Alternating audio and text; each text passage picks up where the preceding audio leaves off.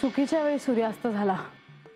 मला आख्यानातून कळलं असतं की श्री विष्णूंनी मोहिनी रूप अवतार का घेतला ते। म्हाळसा, जसं तुला श्री विष्णू आणि श्री महालक्ष्मी देवी यांचं दर्शन घडलं तसं तेही घडेल।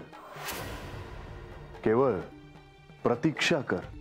पण अमृत बाहेर आले त्यावेळी स्त्रीरूप घेण्याचे काय कारण? अमृत म्हणजे मृत्यूपासून सुटका, आणि अशा अमृताला प्राप्त करण्याचा सर्वजण प्रयत्न करणार। पण त्यासाठी स्त्रीचे रूप? म्हाळसा, प्रश्न आणि उत्तर समजून घेण्याची तुझी जी उत्सुकता आहे ती मला कळत आहे। पण असं तर नाही ना की ह्या आख्यानामुळे आपण केवळ भूतकाळातच वावरत आहोत? म्हणजे आपल्या आजूबाजूला जी माणसं वावरत आहेत त्यांच्याकडे दुर्लक्ष होतं आहे।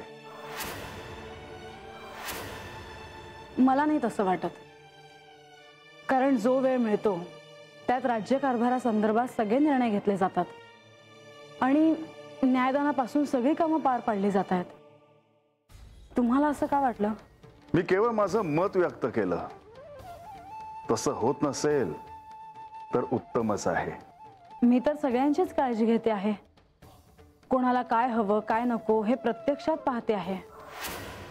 जे गडावर आणि राज्यात राज्यकारभाराचे काम पाहतात ते आणि त्यांच्या कुटुंबाची काळजी घेतली जाते।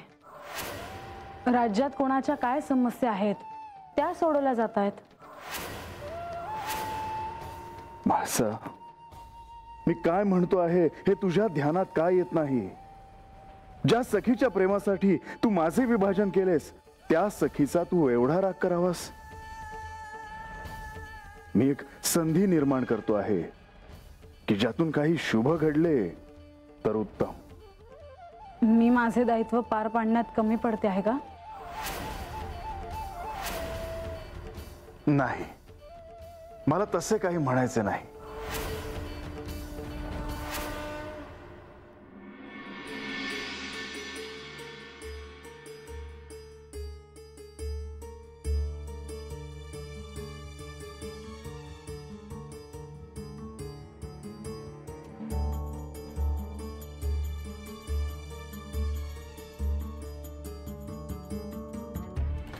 काय झालं ग बानू?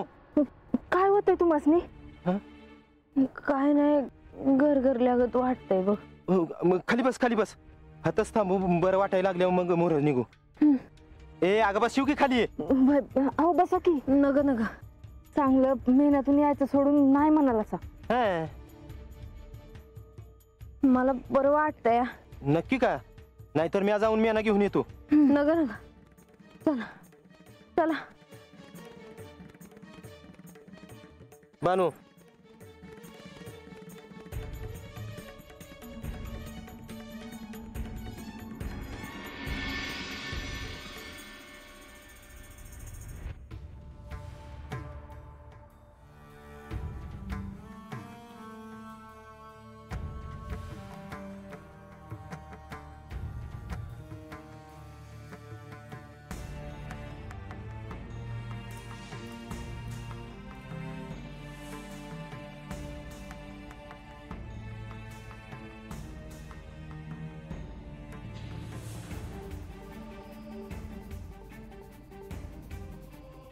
कोण आहे तिकडे?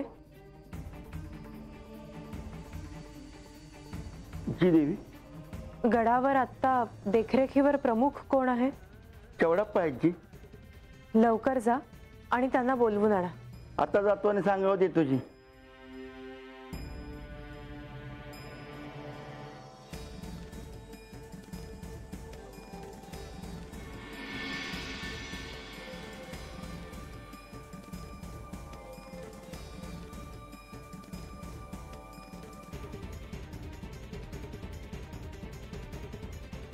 भानुताई,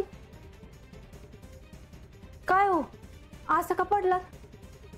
चुलीवर जेवण ठेवलं आहे म्या, घरी जाते म्या। जाताना तेवढं दार लोटून घे काय।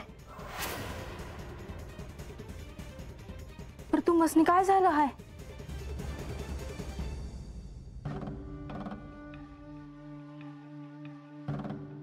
तुमचं अंग तर तापलं आहे. काय हो, काय झालं? काय बी कळणं झालंय ग. आलं धरणं पडूनच आहे म्या. तरी म्या म्हणत होते का आल्यापासून तुम्ही आतच का पडला आहे म्हणून. कुणासनी बोलू का? नाही नाही न ग. पर मग बरं कसं वाटायचं? वाटेल ग बरं. गंगे हातच आहेस वय? घरला जायचं नाही वय, चालत जायचं आहे. थांबा वाईच. आता का थांबा? अहो दिसत नाही वय, ह्यांचं अंग तापन फनफनलंय. तवच अशी पडून आहे. आता का? तुम्ही थांबा बाहेर, मी हाय होतं. तुम्ही दोघं बी जेवून घ्या जावा. हाय का आता? हा, तुला बरं नाही आणि आम्ही जेवू वय? वैद्यासनी बोलवायचं का? नाही न ग. उगा रातच्याला माझ्या पायी कुणासनी त्रास न ग. अहो पण मला काय भी धड वाटत नाही. बानूला दृष्ट बिष्ट लागली तर नाही ना?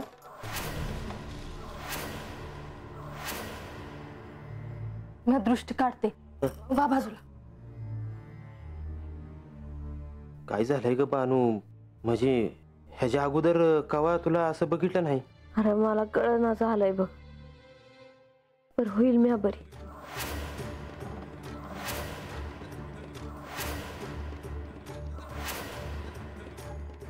तुम्ही उठून बसा. अगं कशाला हे? बसा. उठ उठ, दमान दमान. आई ग.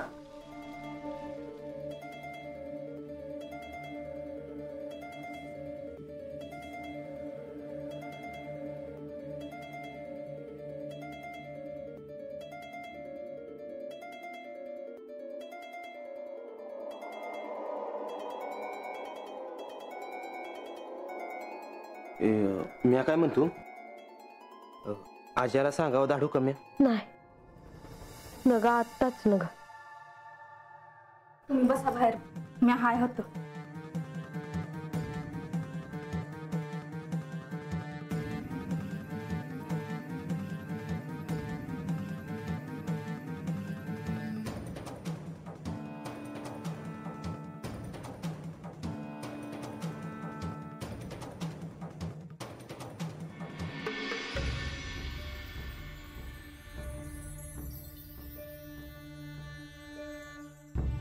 देवी, तुम्ही बोलावलायस, काय काम होतं काय? मला बानूच्या वाड्यावर जायचं आहे. माझी गडाच्या पायथ्याशी जाण्याची व्यवस्था करावी. होयजी, करतो की. पर देवी, आता लहान तोंडी मोठा घास घेतो या. पर एवढ्या पायी तुम्ही कशाला उतरतायसा खाली? काही सांगावं असेल तर म्या देऊन येतो की. नाही, मलाच जावं लागेल. बानूला बरं वाटत नाही. तिच्यासोबत कोणीतरी असावं असं मला वाटतं. तुम्ही व्यवस्था करा. वय, आत्ताच जातो आणि लगोलग मेना धाडतो बघा. येतो मी.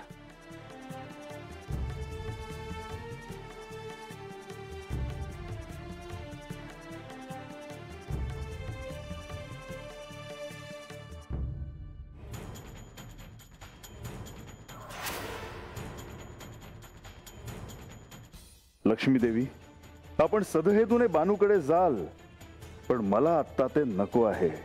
कारण हे करण्यामागे माझा काहीतरी विचार आहे.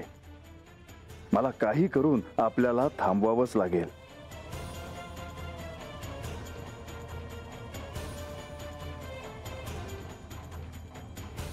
कुठे चाललात? महत्वाचे कार्य आहे, मला जावंच लागेल. गडाच्या पायथ्याशी तर नाही ना चाललात? तिथे जाताना मी तुला सांगून जाईन.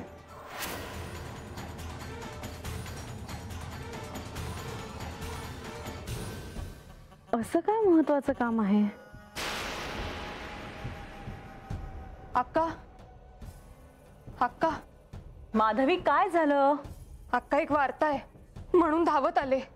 काय झालं सांग. ती बानू आहे ना, देवींची सवत, ती आजारी आहे. काय सांगतेस काय? हो, तुला कसं सगळं कळतं या गडावर राहून? खूपच कष्टाचं काम आहे अक्का. सेवकांना विनवणी करावी लागते, वाट पाहावी लागते. आता कसं सांगू तुम्हाला? ठाऊक आहे मला. घे. कशाला अक्का? अगं घे, तू ही वार्ता सांगितली म्हणून. नाही,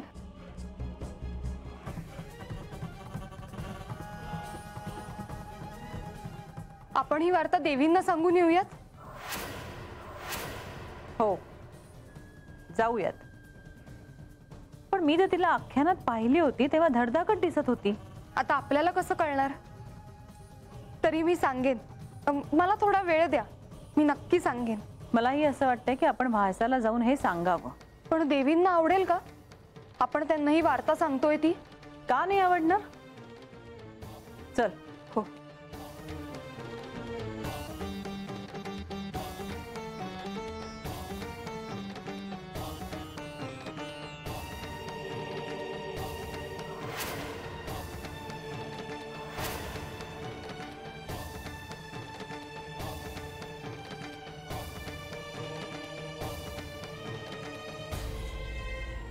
देवी, आपण ह्यावेळी कुठे चालला आहात? आपल्याला काही हवे आहे का? नाही, मी बानूला भेटायला चालले आहे. पण अचानक? देवा, तुम्हाला ठाऊक नाही का? पण आपण कशाबद्दल बोलत आहात? बानू अचानक आजारी पडली आहे. तिला अस्वस्थ वाटतं आहे आणि तिच्यासोबत तसं कोणीही नाही.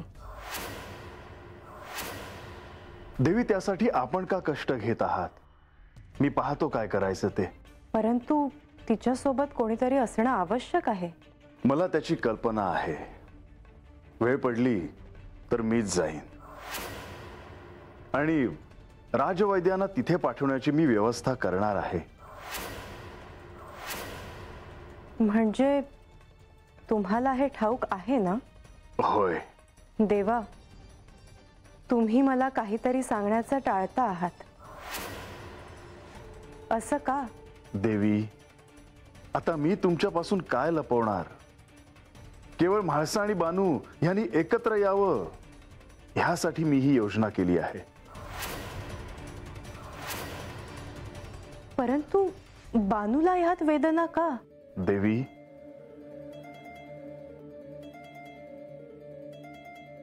जोपर्यंत बानूला सहन होईल तोपर्यंत पाहूयात. तसं ते सोपं नाहीये, कारण पार्वतीची आणि तिची भेट घडवायची आहे, जे सहज शक्य नाही. म्हणजे मी ह्यामध्ये पडायला नको. मला वाटलं बानूला सहाय्य होईल म्हणून मी तातडीने निघाले होते. देवी, आपण कष्ट घेऊ नयेत. आपण विश्रांती घ्यावी. बरं, मी येते. परंतु काही वाटलं तर मला निरोप पाठवा. श्री खंडेरायांनी जे योजलं आहे त्यातून म्हाळसा आणि बानू एकत्र कशा येतील?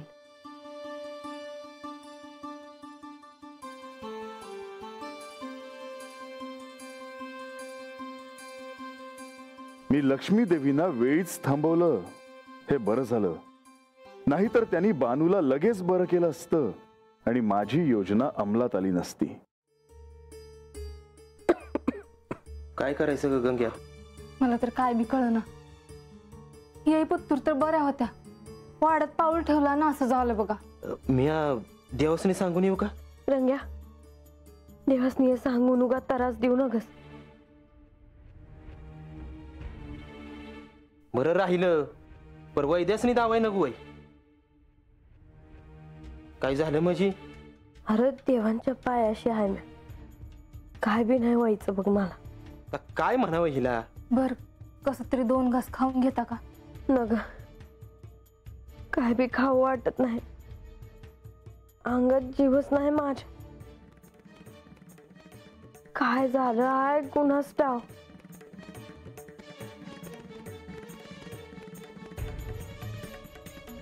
अंग किती तापलं आहे बघा. आमसने उद्या वरडायचे समजे का नाही सांगितलं म्हणून. नुसतं विचारायचं नाही, आधी हानत्याल मला मग विचारत्याल. नाही रे रंग्या, असं काय बी होणार नाही. उद्याच्याला उजाडलं बरं वाटेल मला. जा तुम्ही 2 जण खाऊन घ्या 2 घास. जा. काय म्हणतात बघा. बरं मी तुम्हाला पाणी पाजते व्हायचं, जरा बरं वाटेल.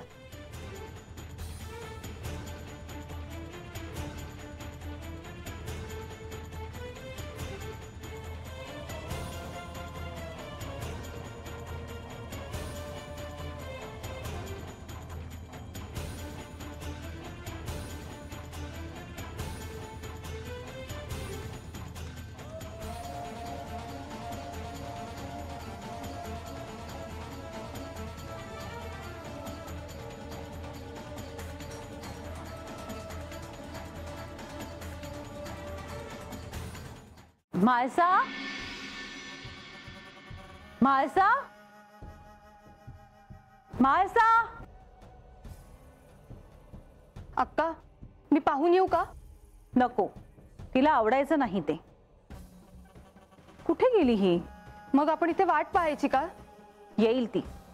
तिने माझा आवाज ऐकला असेल. म्हाळसा, म्हाळसा. काय गाई, काय झालं इतक्या हाका मारतेस? देवी, आम्ही तुमच्यासाठीच आलो आहोत. म्हणजे तुम्हाला काही सांगायचंय. काय सांगायचंय? अक्का मी सांगू का? माधवी, धीर धर. आई आत्ता सांग. ती बानू आजारी आहे, म्हटलं तुला सांगावं. हे सांगायला आली आहेस तू? अगं हो, म्हणून मी स्वतःहून आले आहे. पुरतं वेळ लावलं हिने तुला. रात्रीच्या वेळी हे ऐकून मी काय करणं अपेक्षित आहे आई? अगं असं काय करतेस म्हाळसा? कुठल्या गोष्टीचा काय अर्थ असेल, त्याचा उपयोग काय होईल हे सांगता येतं का? उपयोग आणि काय करायचं मी? सावध राहा. ती आजारी आहे असं नाटक करत असेल तर? हे काय बोलतेस तू आई? देवी, तुम्ही रागावू नकात. पण देवांना गडावरून खाली बोलवायचं म्हणून तर हे सगळं केलं नसेल ना तिने? नाही, मला नाही तसं वाटत. तसं मी तिला चांगलंच ओळखलं आहे. ती अशी नाटकं नाही करणार. कशावरून? तिला जर असं करायचं असतं तर तिने आधीच केलं असतं. आणि यांच्या समोर असं खोटं वागण्याचं धाडस कोणाचंही नाहीये. बघ बाई, मला काळजी वाटली म्हणून मी तुला सांगायला आले. पण नाटक नसेल तर काय झालं असेल त्यांना? म्हणजे तिला? होई नका काही, पण आपल्याला काय करायचंय? हो खरंय. ती पाहून घेईल तिचं काय करायचं ते.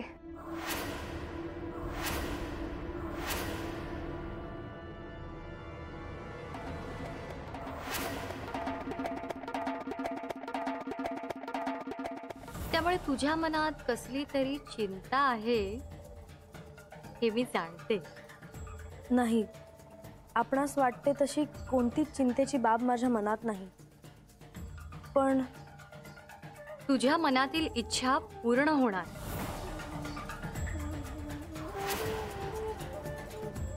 मला तुला या जेजुरीतून बाहेर काढायचं होतं. माझ्या दृष्टीतून बाहेर काढायचं होतं. आणि तसंच केलं मी. जेजुरी सोडून ही चंदनपुरीला गेली, पण या दिव्य करंड्याच्या साहाय्याने ही तुमच्याशी संवाद साधत राहिली. जिचं मला अस्तित्व कधी नको होतं, जिचा मला सहवास नको होता, तो तसाच राहिला. हे सगळं करण्याचं धाडस हिने केलं, हा हिचा अपराध आहे. तुझी जागा गडाच्या पायथ्याशी आहे. तीही तुझ्यावर उपकार म्हणून तुला दिली आहे. तिथेच राहा आणि गडावर येण्याची स्वप्न देखील पाहू नकोस. तू माझी प्रिय भक्त आहेस म्हणून आज तुला माझ्यामुळे एका परीक्षेला सामोरे जावे लागत आहे. हा एक प्रयत्न आहे म्हाळसेच्या मनात तुझ्याविषयी प्रेम जागवण्याचा. आणि मला खात्री आहे की ती तुला सहाय्य करेल आणि तुझ्याविषयी तिच्या मनात प्रेम उत्पन्न होईल. बानू, तुला जे सहन करावे लागेल ते अपरिहार्य आहे.